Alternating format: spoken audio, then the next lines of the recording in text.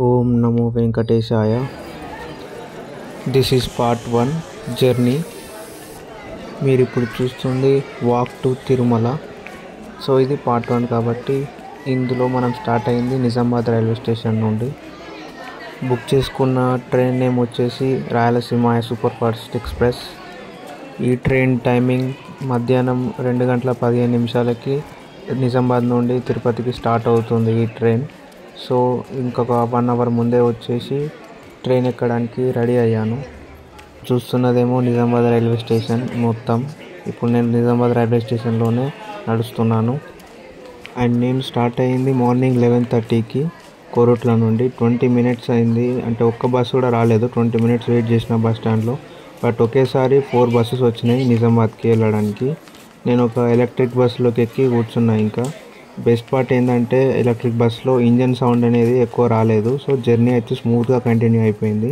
ఇంకా నిజామాబాద్ రైల్వే స్టేషన్కి అయితే నేను 1:50కి అట్లా చేరుకున్నాను. ఇంకా సో స్టేషన్లో ఇంకా ట్రైన్ కోసం వెయిట్ చేశాను. ఇంకా ప్లాట్ఫామ్ నెంబర్ 1కే వచ్చేసింది రాయలసీమ ఎక్స్ప్రెస్.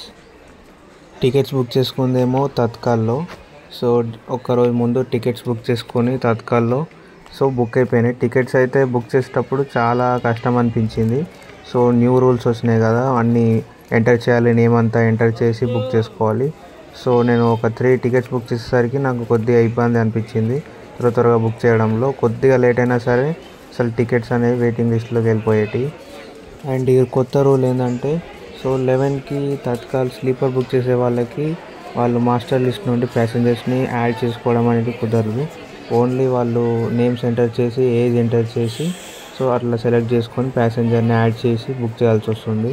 అదే మరి Tatkal same third AC, second AC అట్లా ఫస్ట్ క్లాస్ టికెట్స్ బుక్ చేసుకోవడానికి మనకి మాస్టర్ లిస్ట్ అనేది యాక్టివేట్ అయిపోతుంది. డైరెక్ట్ మనం మాస్టర్ లిస్ట్ నుండి యాడ్ చేసుకొని టికెట్స్ అనేది బుక్ చేసుకోవచ్చు.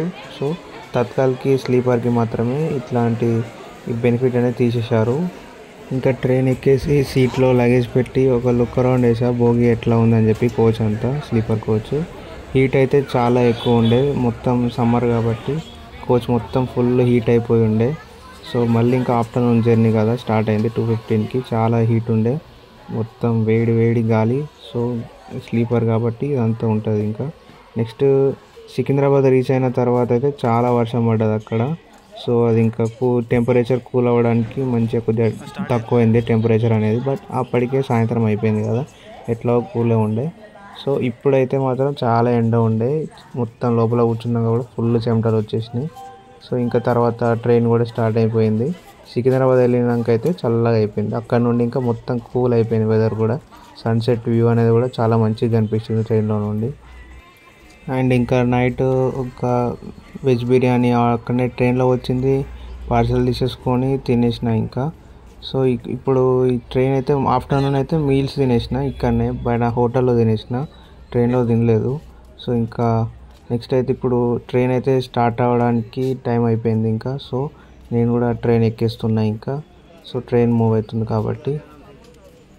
అండ్ మీరు ట్రైన్ ఎక్కేటప్పుడు చాలా జాగ్రత్తగా ఉండండి. రన్నింగ్ ట్రైన్ అంటే మూవింగ్ ట్రైన్లోకి ఎక్కడానికి కొద్దిగా జాగ్రత్తగా ఎక్కాలి.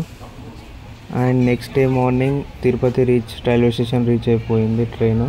సో మార్నింగ్ 7కి అట్లా రీచ్ అయింది. అంటే తొందరగానే వచ్చింది కానీ మధ్యలో రేణిగుంట దగ్గర అక్కడ మధ్యలో ట్రాక్ లేదని చెప్పేసి సైడ్కి అంటే ఒక వేరే ట్రాక్లో ఆపేశారు ట్రైన్ని.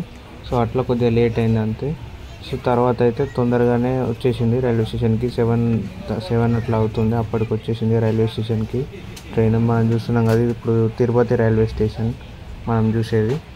సో అప్పటికే చాలామంది భక్తులు ఉన్నారు రైల్వే స్టేషన్లో.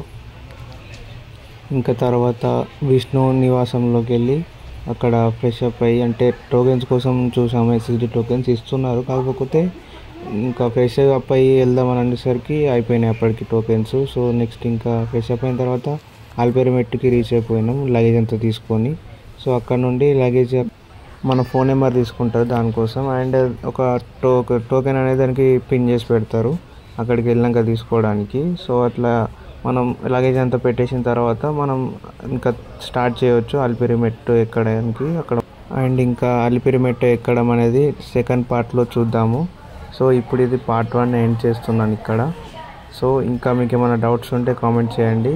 మనం దాన్ని డిస్కస్ చేసుకొని సాల్వ్ చేసుకుందాము.